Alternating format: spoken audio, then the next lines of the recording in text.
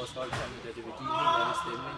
Så det vil både være godt for spillerne, og det vil også være godt for mange af de unge at komme ud og se noget af det bedste tennis, vi har her i Danmark, og det vil måske give dem noget ekstra motivation til at ud og spille noget tennis selv også.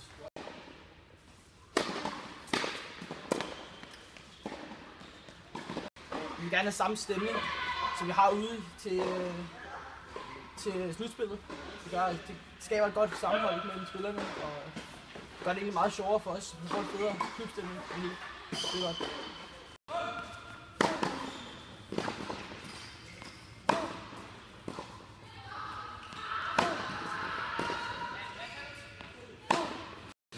På førsteholdets vejen, så vil det være rigtig sjovt, at der kom flere og så at spille, og det vil være en kæmpe motivationsfaktor for hele førsteholdet.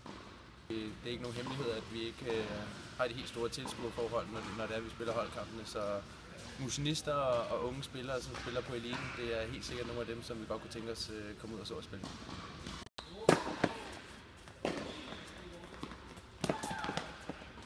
Det er motiverende, og det vil være bedre lir på banen. Det vil være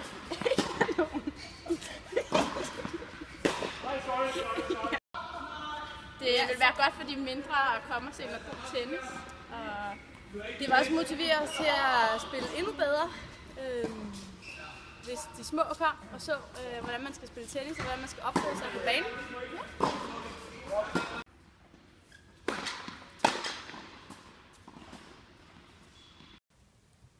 Økonomien kan gøre, at vi får et større frirum til at kunne lave nogle nye aktiviteter, både for vores bedste spillere, men bestemt også for alle andre medlemsgrupper på KB.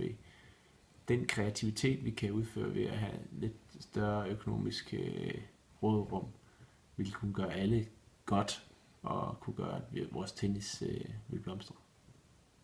At få tilskuere på vores førsteholdskampe vil gøre en kæmpe forskel.